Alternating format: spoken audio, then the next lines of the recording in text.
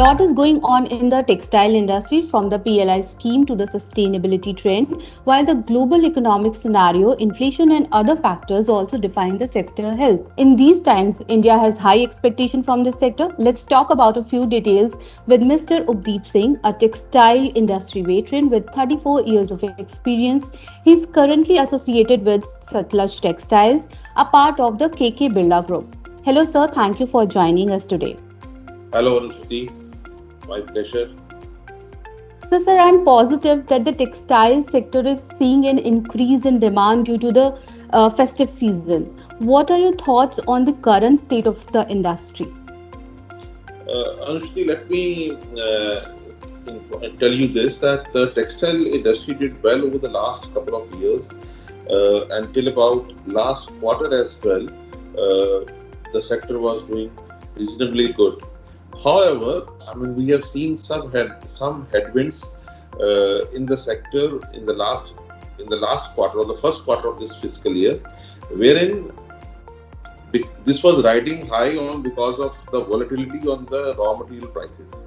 The cotton prices in India and world over have been very volatile due to various reasons because of the weather conditions or for example, the drought in US or the weather conditions in India, wherein the crop was little less as against the expectation.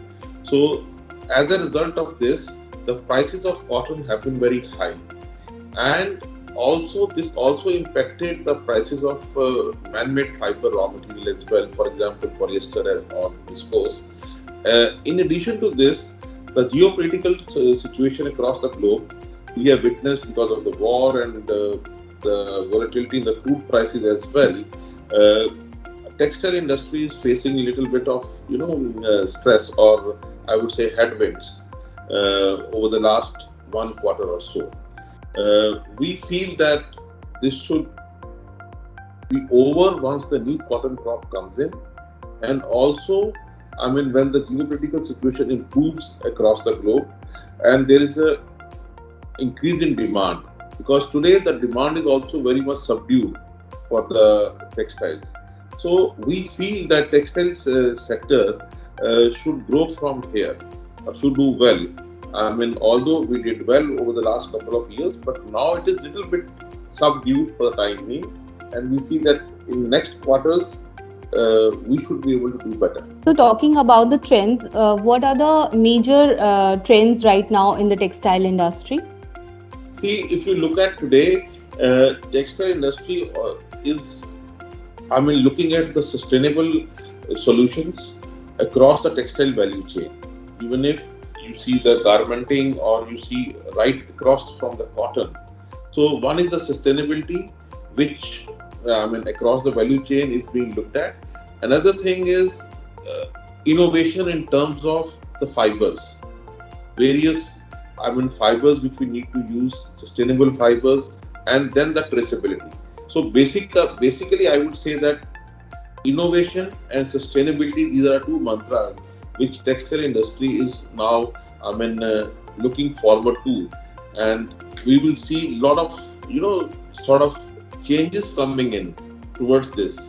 So we hope that the textile industry will be trending towards sustainable fibers and the recycling, or what we call the circular economy. So textile industry is heading for that. So you talked about innovation and sustainable process. So what is the Sutlej textile approach?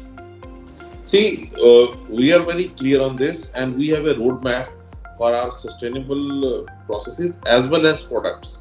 So today at Sutlej, we are able to spin all type of fibers which are available.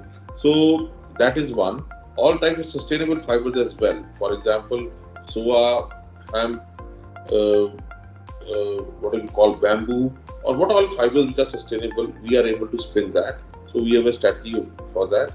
Similarly, on the sustainable processes, we are now getting into what we call traceability thing across the value chain, and also, for example, we also have a recycling of PET bottles. So that is a major step as a backward integration Sutlej Textiles took in order to be a sustainable manufacturing textile value chain. how the Bureau of Indian Standards right now is developing quality control orders for specific textile products to strengthen standards for the textile industry. So, how will yarn manufacturing units are going to impact? And I also want to ask about, is there any barriers that manufacturers are concerned, and what is your preparation going on in the Sutlej Textiles? Yeah. See, the Bureau of Indian Standards, they are developing quality control orders for specific textile products. This is a very welcome thing as well, because this will help us to uh, develop quality products within India and also to import products which meet those standards. So it would help to stop the random import of even yarn or other textile products which are not complying these standards too. So this is, in my opinion, a welcome step. Although this would also entail a cost and the processes and the technology to be involved to manufacture product complying these standards. Overall, I would say, as industry, we should be welcoming adherence to these standards, which will help us to be competitive across the globe as well in terms of the quality parameters. So I see this as a welcome step for the industry as well. Also, the government has set an ambitious target of US dollar 100 billion for exports and US dollar 300 billion for industry by 2026. So, is this an easy target given that MSMEs account for most of the sector? And what additional measures are required to fulfill this target? See, 100 billion export target by 2026 is not an easy target. It is really ambitious target, but it is doable. Uh, in my opinion, a few steps which industry need to take to meet these targets. Number one, we have to collaborate across the value chain. Today, see, industry value chain, textile value chain in India is fragmented, starting from say fiber to garment. So we have fiber, then we have spinners, then we have weaving, then we have garment.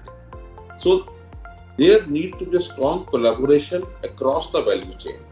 That is number one. Number two, India is a spinning country, whereas India lacks weaving and processing. Unless we have weaving and processing to feed our garmenting units, because garmenting is the growth engine, and garmenting is something where you add value and then export. So unless we have weaving and processing as strong as, like for example, we have spinning in India, I think having these two sectors strengthened across the value chain will help us to achieve this target. Once we have these two things in place, our garmenting will grow. Because today we have to import fabric to make garment and then export fabric, then export garment. So we need strong weaving and processing in India to do that.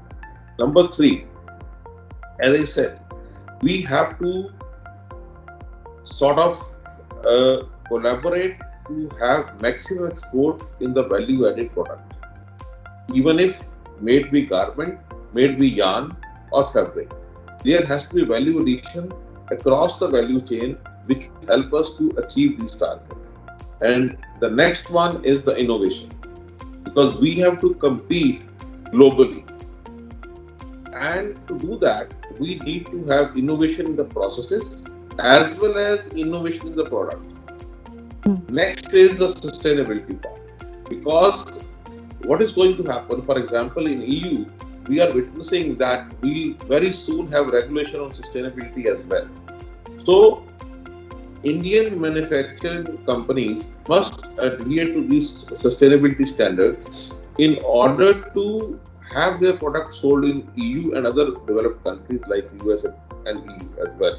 So, these are a few things which we need to do as soon as possible in order to achieve this target. And I again say this target is doable. Thank you for joining us and sharing your thoughts on the textile industry and how it's growing. Thank you Thank so you so much. much. It was my pleasure. Thank you so much.